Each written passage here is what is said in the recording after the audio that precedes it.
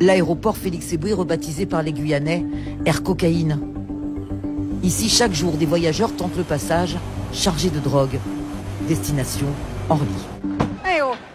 Pour aider les douaniers, des chiens aux flair redoutables sont positionnés sur le tapis bagage.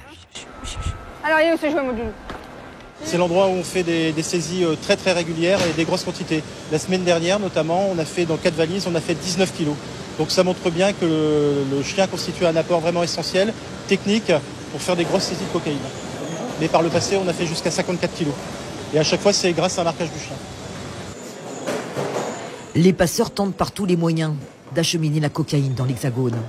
Très souvent, les mules l'ingèrent, espérant ainsi pouvoir passer à travers les contrôles des douaniers. Elle en a pas, hein? C'est vraiment de tout âge, ça part du mineur. Souvent, certains commencent mineurs, essayent de commencer mineurs, jusqu'aux personnes de 70 ans ou plus. Donc, et ce sont à la fois des hommes et des femmes. La semaine dernière encore, nous avions une femme enceinte de 6 mois, donc une grossesse déjà avancée, et qui avait aussi inséré, qui avait de la cocaïne dans ses bagages et qui en avait aussi incorporé, on va dire. Donc à ce niveau-là, il n'y a pas trop de, malheureusement, de limites. Ok, ça. Cet homme est très vite repéré par les douaniers. Un Néerlandais de 65 ans. La palpation confirmera les soupçons. Ok, cuisse mollet. Commence alors l'interrogatoire et la fouille minutieuse des bagages du voyageur. And how much do you have in quantity? Ah, 4 kilos. L'homme transportait près de 4 kilos de cocaïne qu'il avait dissimulé dans des sachets, scotchés sur ses cuisses et ses mollets. I show you.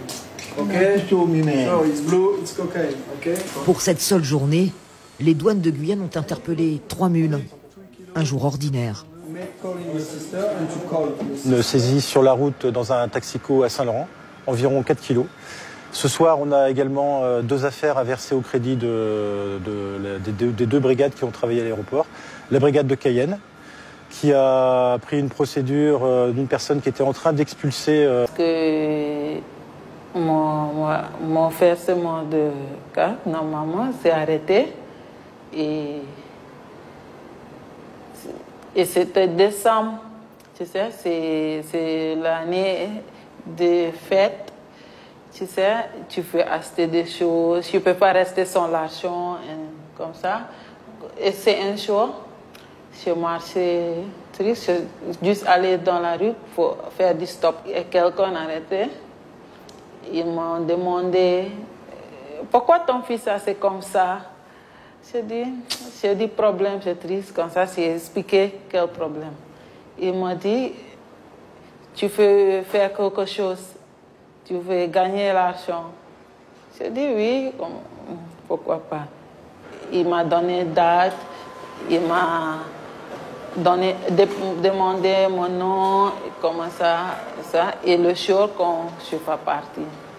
Le jeune qui proposait, il faut, il manque pour toi, c'est 100%, police, il ne faut pas arrêter, il ne faut pas peur, je vais faire dans un modèle, pour attention, tu vas passer, il ne faut pas faire. La jeune femme est suivie par l'APAMEG, chargée du contrôle judiciaire des personnes interpellées. L'association pour la protection et l'accompagnement des pères, mères et enfants de Guyane est submergée par les dossiers de mules. Depuis quelques années, suivre les passeurs de cocaïne est devenu l'essentiel de l'activité de l'APAMEG. Je pense qu'aujourd'hui, on peut parler d'hémorragie, en fait, parce que toutes les couches de la société sont concernées, que ce soit les jeunes, les moins jeunes, les gens qui sont en situation d'emploi, comme les gens qui sont sans emploi. C'est un phénomène qui a augmenté. Les recruteurs ne sont jamais très loin, hein, généralement. Les recruteurs ne sont jamais très loin. Ils peuvent être dans les établissements scolaires, ils peuvent être dans les quartiers, ils peuvent être n'importe où. Sachant que c'est quand même un système où tout le monde ramasse au passé.